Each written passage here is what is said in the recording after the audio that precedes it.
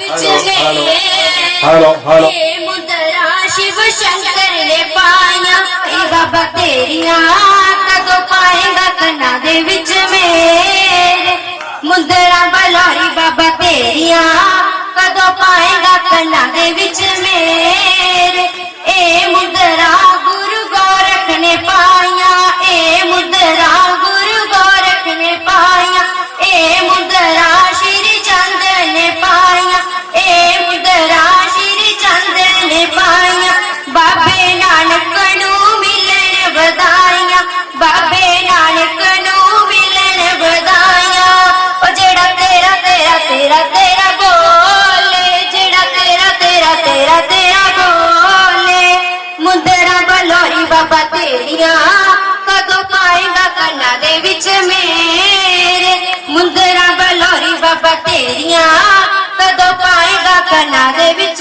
मेरे ए मुद्रा पैरो जती ने पाया ए मुद्रा पैरो जती ने पाया ए मुद्रा महावीर ने पाया ए मुद्रा महावीर ने पाया माया जनी नू मिलन बधाइयां माया जनी नू मिलन बधाइयां ओ किथे लाए राके राम जी ने डेरे ओ किथे लाए जाके राम जी ने डेरे मुद्रा बलौरी बाबा तेरिया कदों पाएगा कन्ना दे विच मेरे मुद्रा बलौरी बाबा तेरिया कदों पाएगा कन्ना दे विच मेरे ए मुद्रा बालकनाथ ने पाया ए मुद्रा बालकनाथ ने पाया ए मुद्रा सिद्ध जोगी ने पाया ए मुद्रा सिद्ध जोगी ने पाया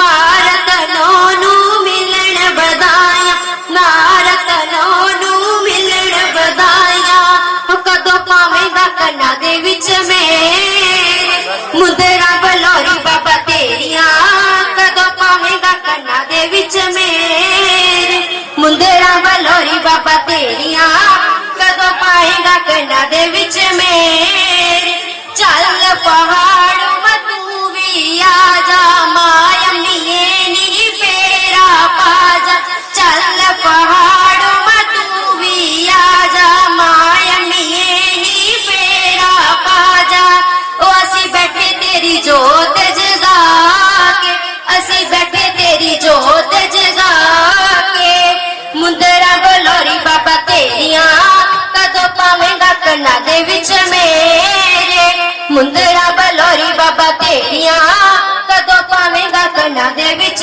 मेरे बोल शिव शंकर भगवान की जय अपने अपने गुरु महाराज की रस्ते च मां मिल गई महकी जई रूप छोटी जई रूप निकी जई कन्हैया दाता ते रस्ते च मां मिल गई मैं जानता पिया सी गलवा ते रस्ते च मां मिल गई जानता पिया सी गलवा ते रस्ते च मां मिल गई।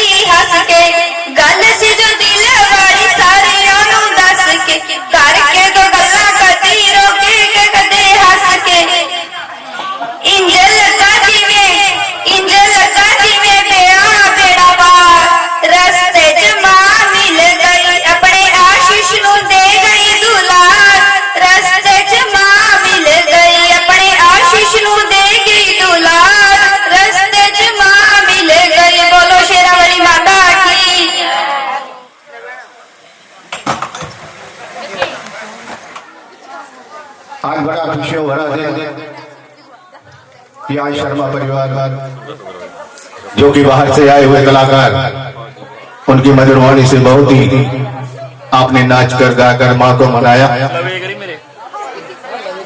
लेकिन जिस जागरण के अंदर महारानी तारा की कथा कहते हैं जब तक ना हो उस कथा के बिना ये जागरण अधूरी। और प्रातः काल की वेला अमृत वेला जिसे कहते हैं, आप बड़े भाग्यशाली हैं कि माँ के चरणों में बैठकर माँ का पावन दीदार करने का अवसर मिला है।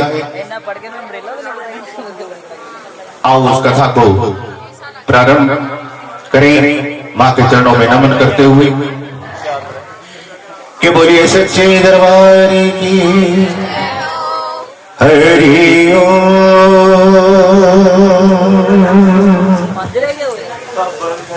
वक्रतुंड महाकाय सूर्यकोटि संप्रभा निर्विघ्नं कुरु मे देव सर्वकार्येषु सर्वदा।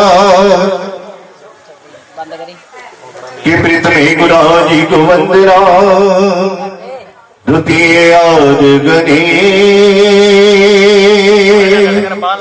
के तृतीय सिमरा शारदा मेरे कंठ करो के पांच देव रक्षा करो मेरी ब्रह्मा विष्णु महेश के सभी देव रक्षा करो मेरे कार्य करो हमें कि श्री गुरु चरण सरोज हृदय निज मन मुकुट सुधार वर्णौ रघुवर विमल यशो जोदायक फल चार के बुद्धिहीन तनु जानिके सिमरो पवन कुमार बल बुद्धि विद्या देवो मोहे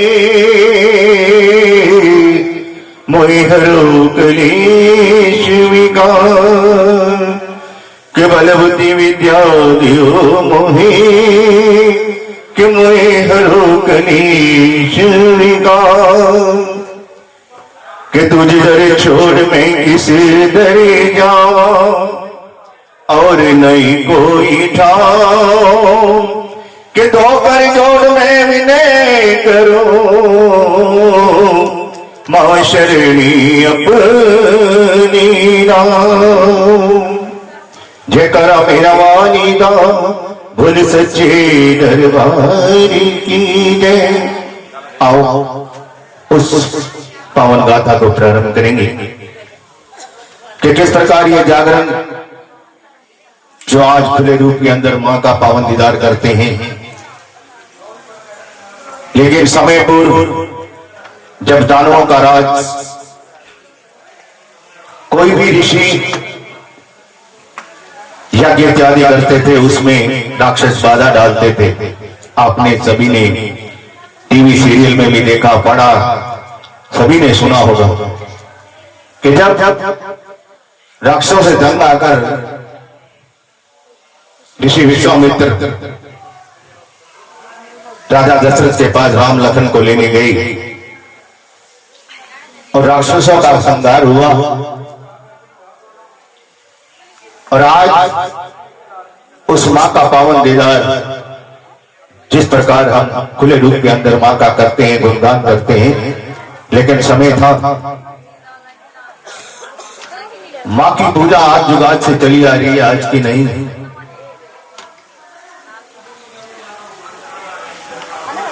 तो उस वक्त राजा मान जो बहुत प्रतापी राजा, उसने एक बार मन के अंदर यही इसी प्रकार सभी बंधु बांधवों सहित वो भी मां का अनंत पुजारी था,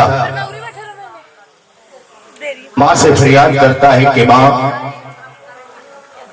आपका पावन दीदार हम इस मातर लोक में करना चाहते हैं।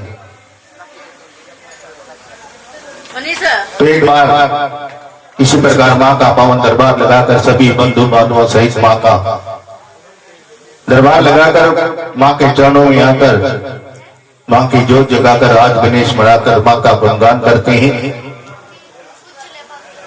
और उधर माँ का सिंहासन डोलता है। महारानी स्वयं सिंह पर सवार होकर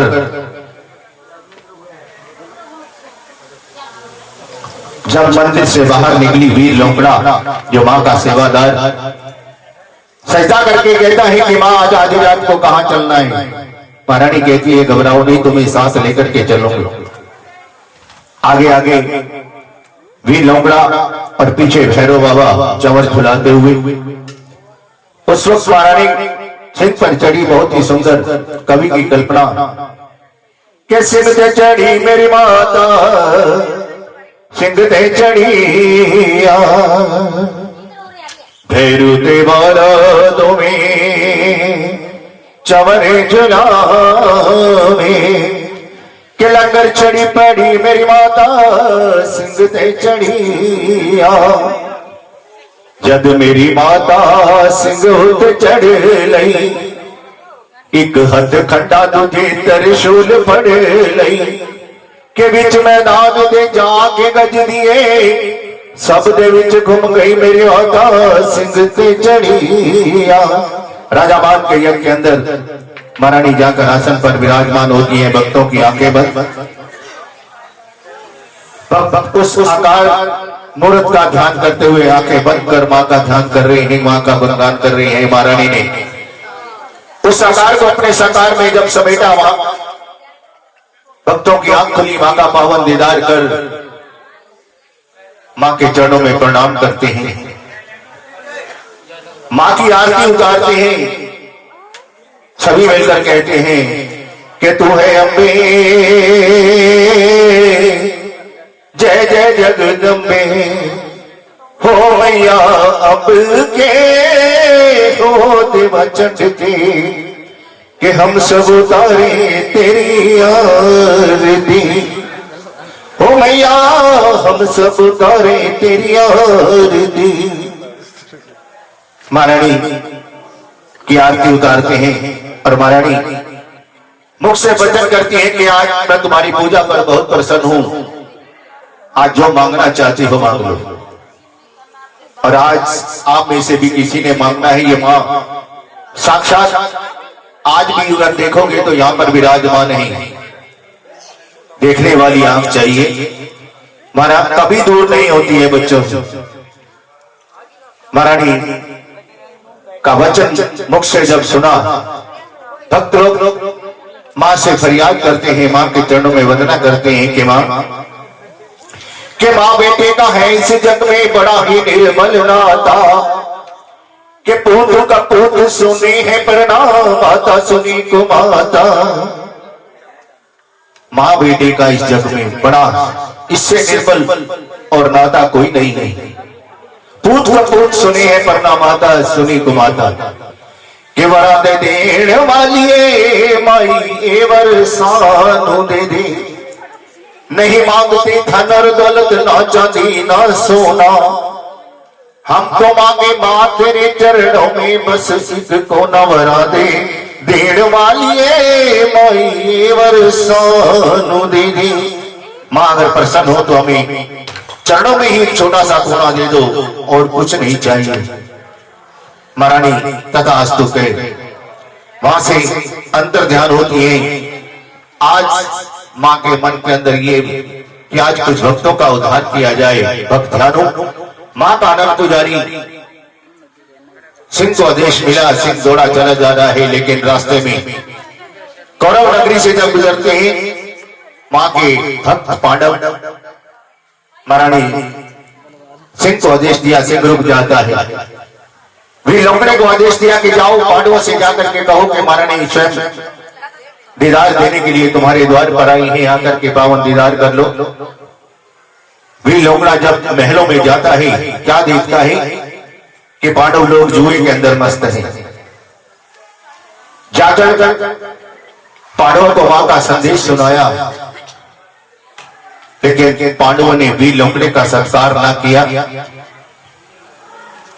वापसी संदेश भेज दिया कि जाओ मां से कहो कि अगर पहाड़ों से चलकर यहाँ आ सकती है, अगर दीदार देना है तो हमें यहाँ आकर दी जाए, हमारे पास समय नहीं है। वीर लोमड़ी को क्रोध आया, लेकिन मां का दूत जाकर के मां को संदेश सुनाता है कि मां,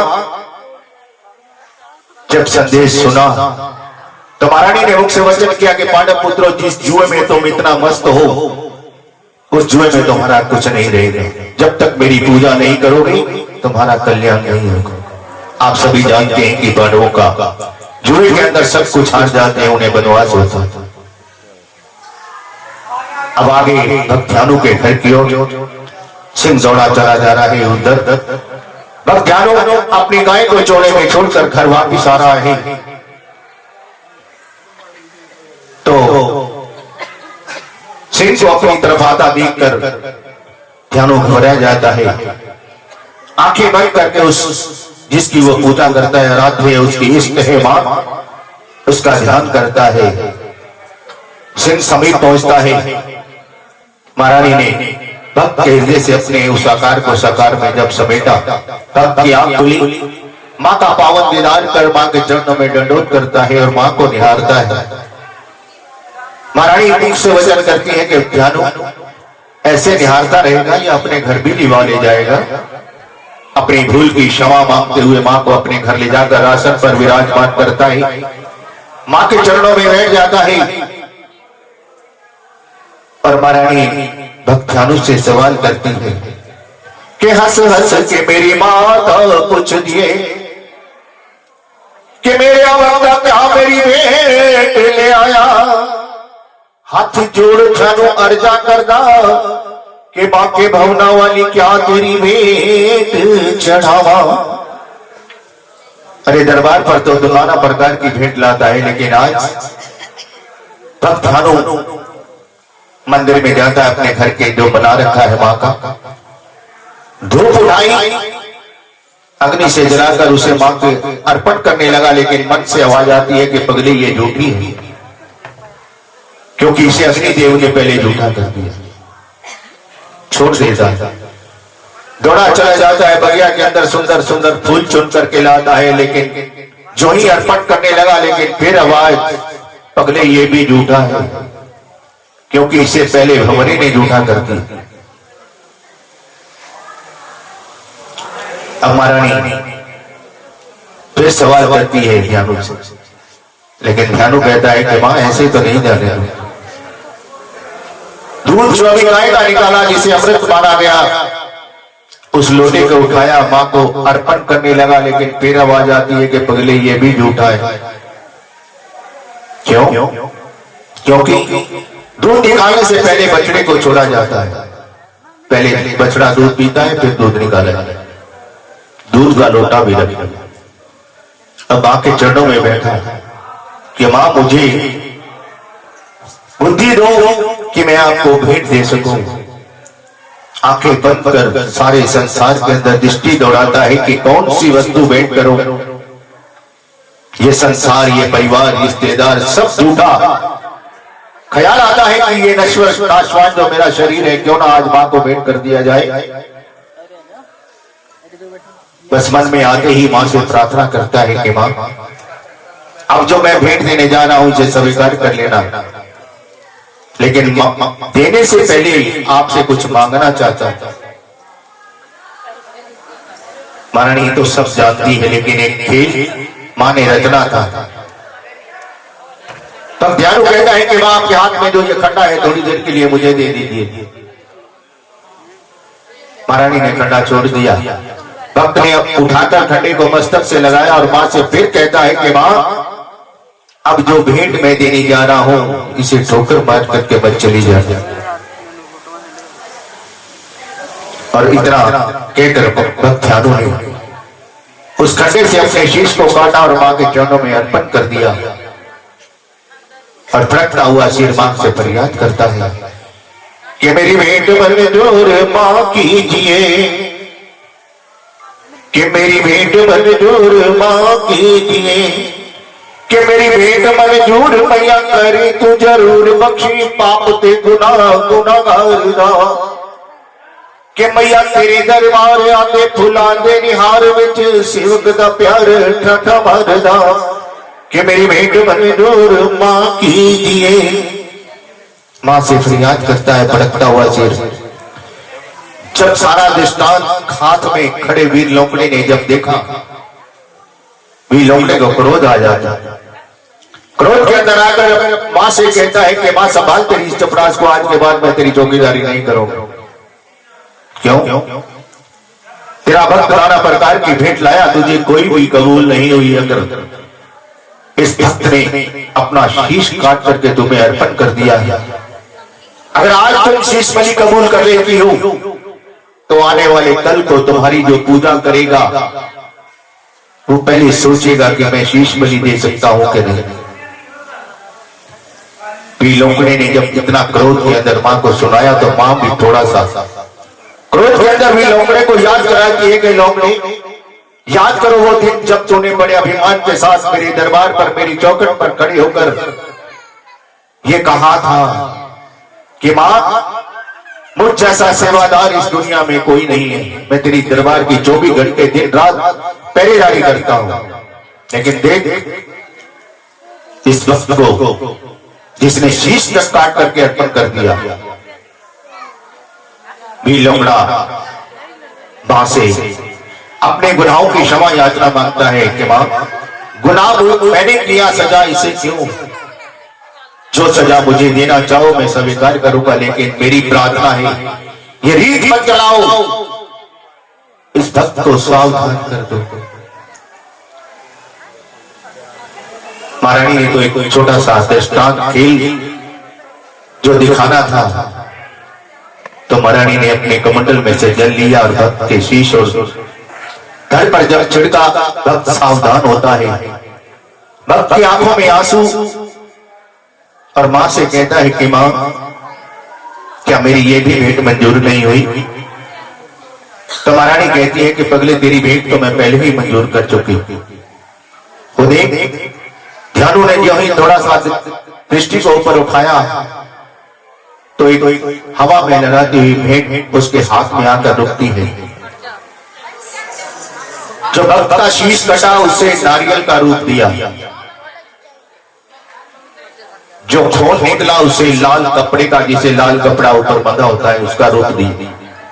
जो नसनारियां कटी उसे मौली के धागे का रूप दे दिया, और जो 7 बोटियां निकली उसे 7 सुपारी का रूप दिया। एक सफेद रंग का जो गुदा निकला उसे चांदी का रूप परिवर्तित किया, और महारानी ने मुख से ये वचन किया कि आज के बाद जो भी मेरा भक्त मेरे दरबार में 7 सुपारी ध्वजा नारियल की भेंट लाएगा वो मनवांचित फल पाएगा। तो मां की पूजा के अंदर 7 सुपारी ध्वजा नारियल की जो भेंट, तो इस प्रकार भक्त भानु वही भेंट मां को अर्पण करता है कि बेटा लीजो देवी माता कि मेरी भेंट मंजूर मां कीजिए। मां के चरणों में अर्पण करता है और मां को अपनी तरफ से जो मां को चुनरिया है वो भी अर्पण करता है, और भक्त को मनवांचित वरदान आशीर्वाद देकर वहां से अस्तर ध्यान होती है। कथा का पहला चरण यहाँ विराम होता है। आगामी चरण उस महारानी तारा का पावन इतिहास, जिसका इस यज्ञ में कहते हैं कि अगर कोई सारी रात नहीं बैठा कर इस कथा को जो सुनता है, उस मां के चरणों में बैठकर उसे सारी रात का फल मिल जाता है। तो आओ उस इतिहास को प्रारंभ करेंगे। मां के चरणों में जय घोष करते हुए सभी ने मिलकर के कहना है, बोलिए सच्चे दरबार की, मां के प्यार की, सच्ची सरकार की। क्योंकि ये अमृत मेला है पावन, जिसे अमृत, जिसे मेला के अंदर अमृत रस बकता है, उस अमृत रस का पान करते हुए सभी मिलकर के मां के चरणों में, क्योंकि ये समय जो मिला है मां के चरणों में आने का हर एक को नसीब नहीं होता है। ये रात जो जागरण की है, मां ने अपनी इच्छा से ये दरबार हमारे में ताकत नहीं कि हम उसकी कोई पूजा कर सके, उसका कोई हमारे में इतना बल नहीं है, लेकिन जो माँ बख्शती है, माँ करवाती है, उसी का ही है सब कुछ। आओ माँ के चरणों में। हे माई मेरी सुचिया जो वाली माता तेरी सदाई या देवी सर्वदेषु शक्ति रूपेण संस्थिता नमस्तस्यै नमस्तस्यै नमस्तस्यै नमो नमः या देवी सर्वदेषु बुद्धि रूपेण संस्थिता नमस्तस्यै नमस्तस्यै नमस्तस्यै नमो नमः या देवी सर्वदेषु दुर्गा रूपेण संस्थिता नमस्तस्यै नमस्तस्यै नमस्तस्यै नमो नमः या देवी सर्वदेषु लक्ष्मी रूपेण संस्थिता नमस्तस्यै नमस्तस्यै नमस्तस्यै नमो नमः। बोलिए सच्चे दरबार की।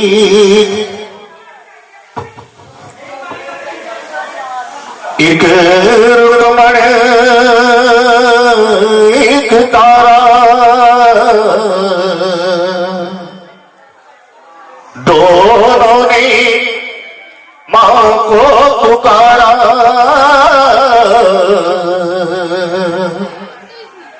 अंतर क्या दोनों की भक्ति में बोलो, अंतर क्या दोनों की भक्ति में बोलो।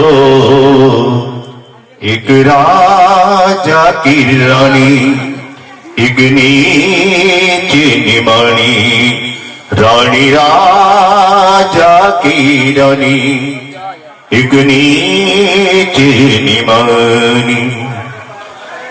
तारा ने मां की शक्ति से राजा को अजमाया,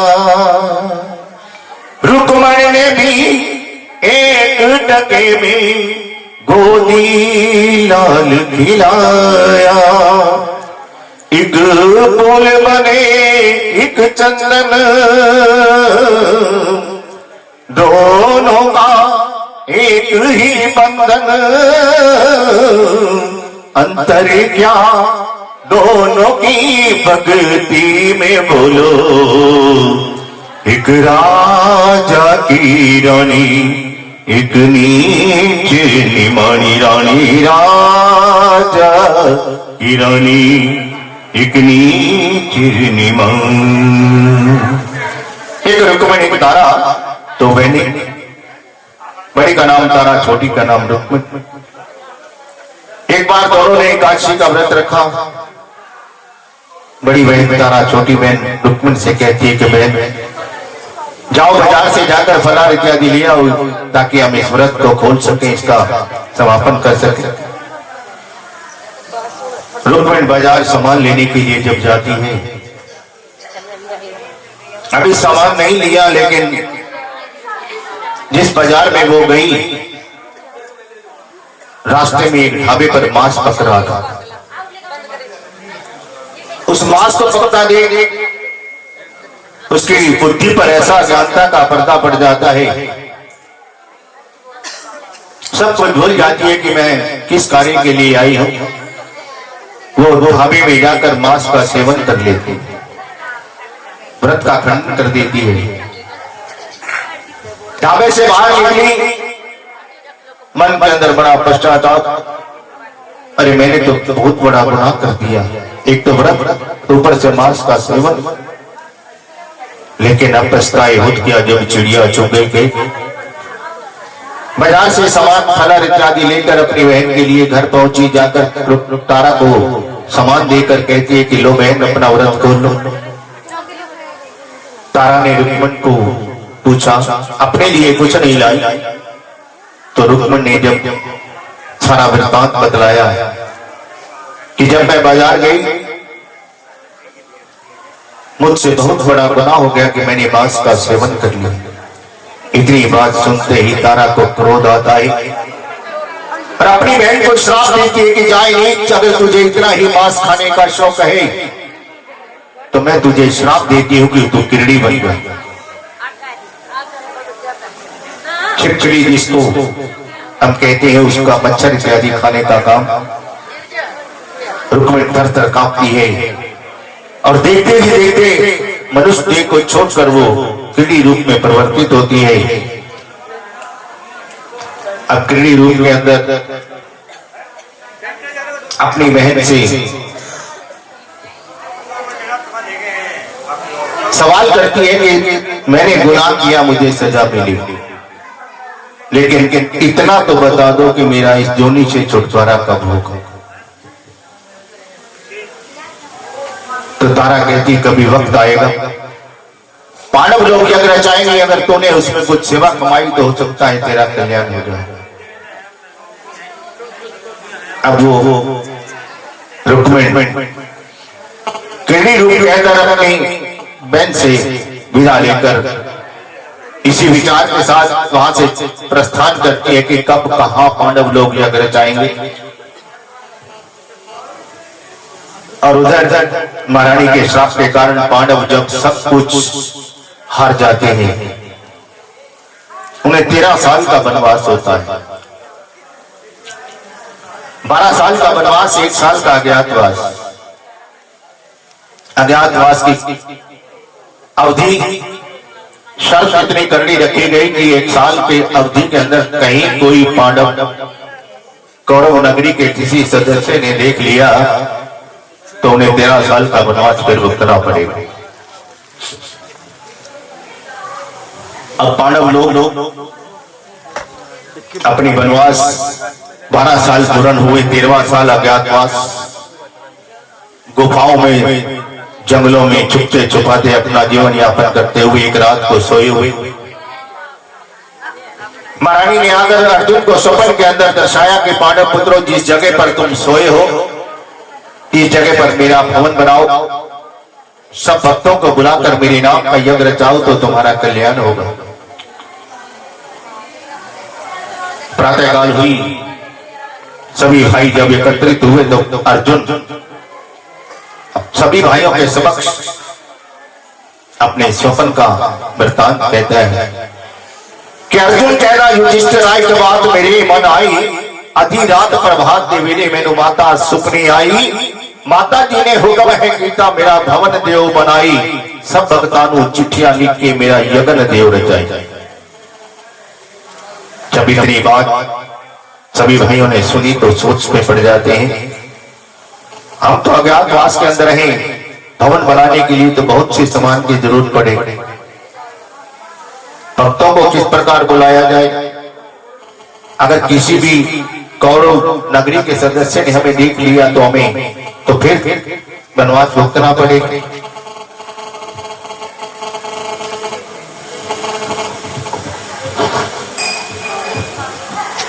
लेकिन आकाशवाणी द्वारा आदेश मिलता है कि पांडव पुत्रों घबराओ नहीं, जिस जगह पर तुम बैठे हो इस जगह को खोदना प्रारंभ करो।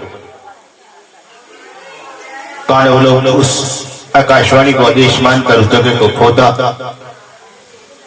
जो जो उसकी खुदाई करते गए उसके अंदर लौंग सुपारी, केसर, क्यारी फूलों की खारी, चंदन की चौकी और एक मां की विशाल प्रतिमा उन्हें वहां से मिलती है। चंदन की चौकी पर विराजमान किया, जल से स्नान करा, उस आकार मूर्त के आगे अब हाथ जोड़कर प्रार्थना करते हैं कि मां, हम किस प्रकार तुम्हारी भवन का नक्शा बनाए, कितनी नींव रखें, कैसा चौफेर बने, कहां से प्रसाद, ईंट गारा कैसे व्यवस्था करें हम।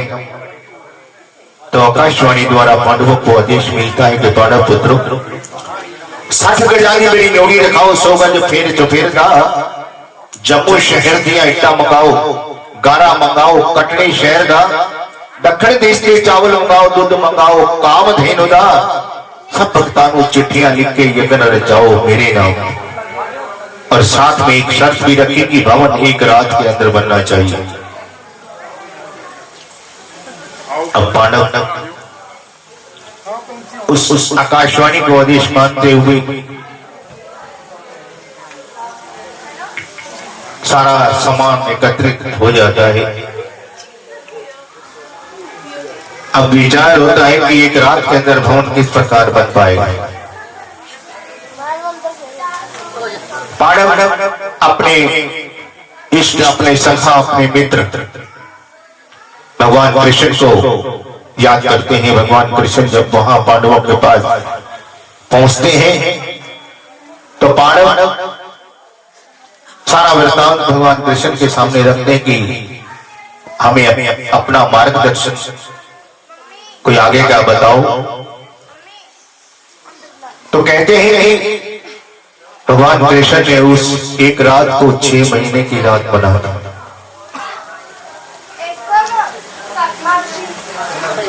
अब पांडव मां का भवन बनाते हैं, उसी के आदेश अनुसार एक रात को भवन बनाना जब प्रारंभ किया, जहां पर भवन बनाना है उससे थोड़ा दूरी पर एक राह चलते मुसाफिर कबीले वालों का डेरा भी रात्रि विश्राम के लिए लगता है।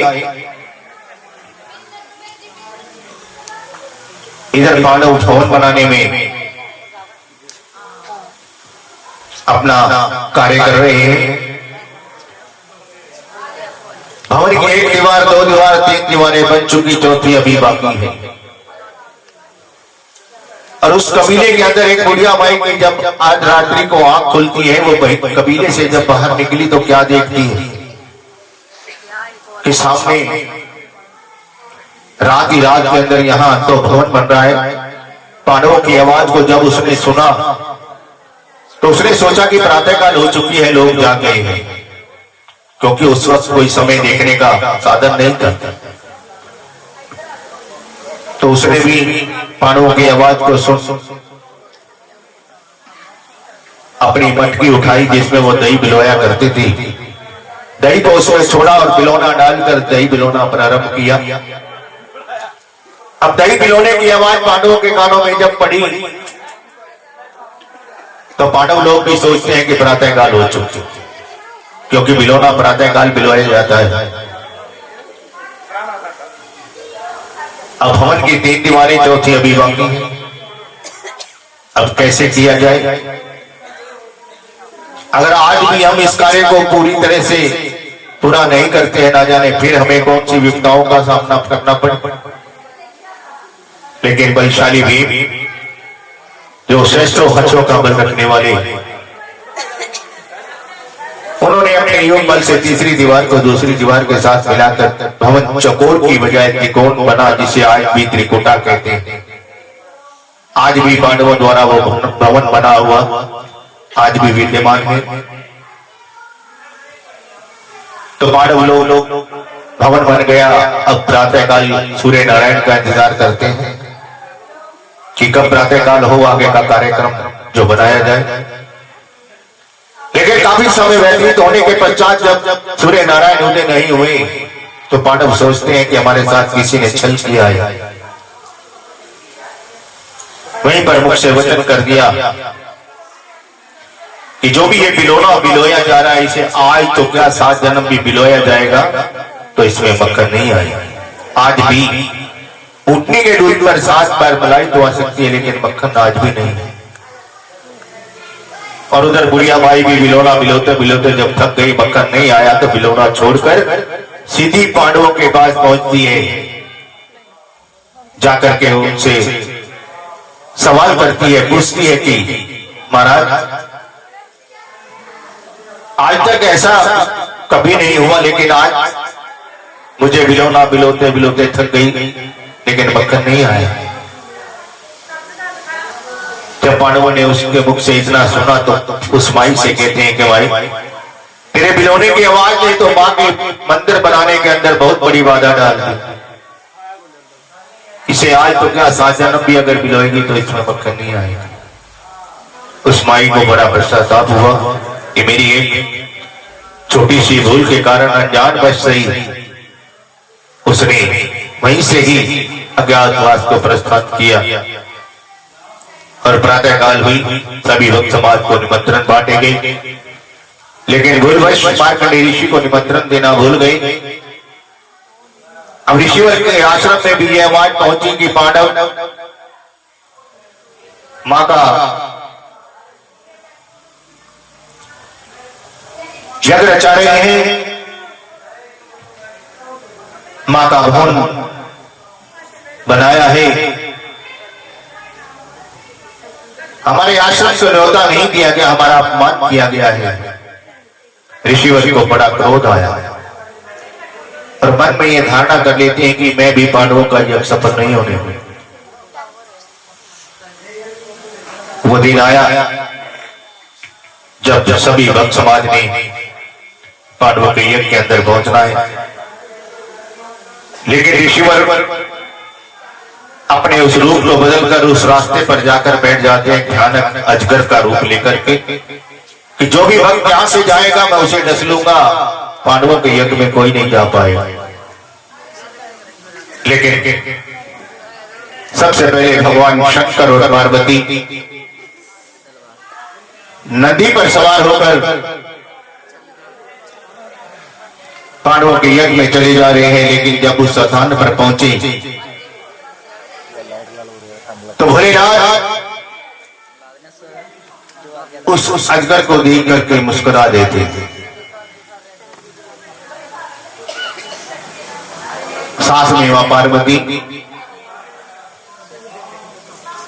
भोलेनाथ से प्रार्थना करती है कि भगवान इस बियाबान जंगल के अंदर दूर दूर तक कुछ दिखाई नहीं देता, आपको किस बात पर हंसी आ गई?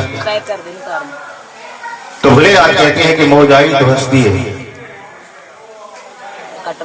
पार्वती हाथ जोड़ करके कहती है कि भगवान आपकी हंसी के अंदर भी कोई ना कोई राज छुपा है। तो भोलेनाथ जब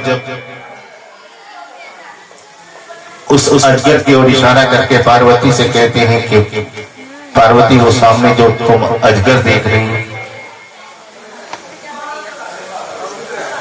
पांडव लोग भूलवश निमंत्रण देना भूल गए हैं और ये अपने अपमान का बदला लेने के लिए यहाँ बैठे हैं। तो पार्वती कहती है कि भगवान फिर वही भोले के भोले, सबको जानते हुए फिर हम अनजान क्यों ना आने वाले भक्त समाज को दूसरे रास्ते से पांडवों के यज्ञ में पहुंचाए।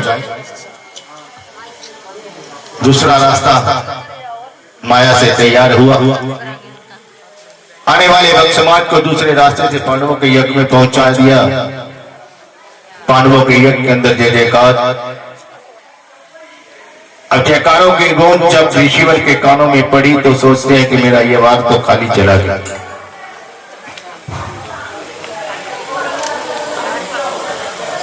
अब वहां से उस रूप को छोड़ा,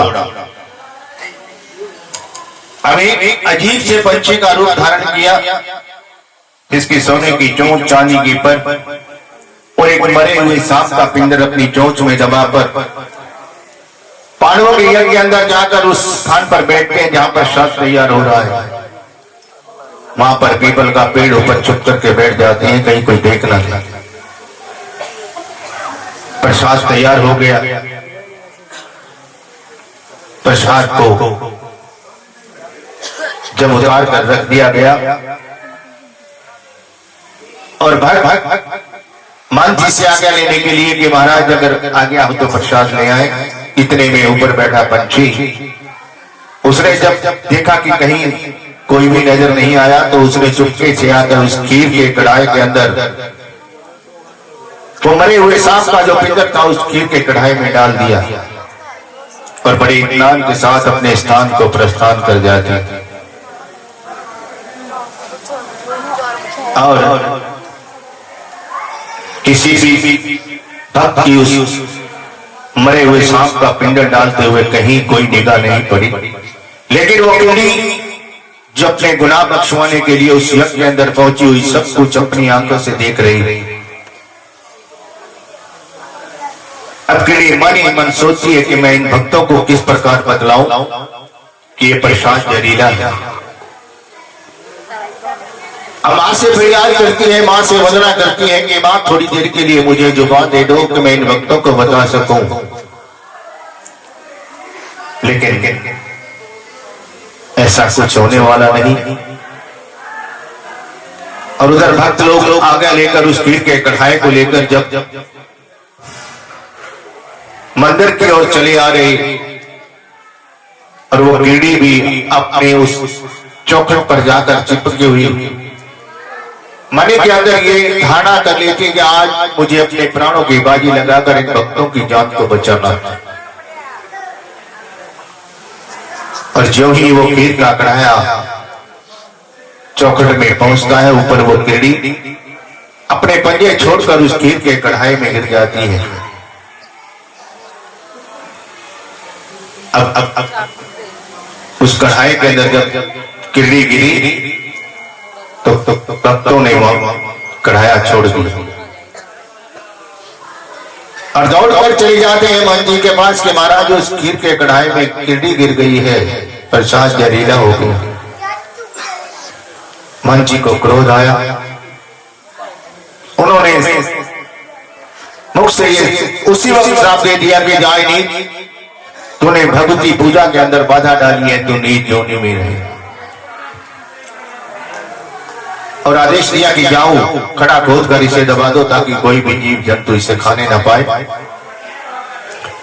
खड़ा खोदा गया, जब उस खड़े के अंदर उस प्रसाद को डालने लगते हैं तो क्या देखते हैं कि उसके नीचे मरे हुए सांप का पिंजर तो पहले ही पड़ा, प्रसाद तो पहले जहरीला है। अगर आज कीड़ी अपनी जान की बाजी लगाकर इस कढ़ाई में ना गिरती तो हम भक्तों की जान ना बच पाती। फिर दौड़े चले जाते हैं मन जी के पास कि महाराज ये तो आज उस कीड़ी की बदौलत आप और हम यहाँ बैठे हैं, क्योंकि उसके नीचे तो पहले ही मरे हुए सांप का पिंजर था, प्रसाद तो पहले ही जहरीला था। अब कहते हैं महंत जी कि मुख से निकला वचन, डाली से टूटा फूल, स्तन से निकला दूध, अब वापिस तो होता नहीं। साथ में दूसरे ईश्वर बैठे थे, ठीक है आपका वचन खाली नहीं जाएगा, लेकिन हम उसे आशीर्वाद देते हैं कि उसका जन्म जो है वो राजा के घर होगा। दूसरा प्रसाद तैयार होता है, भक्ति को भोग लगा, सभी भक्त समाज को प्रसाद वितरण हुआ, बाकी जयकारों के साथ पांडवों का यज्ञ यहाँ संपूर्ण होता है। अब कीड़ी का अगला जन्म किस प्रकार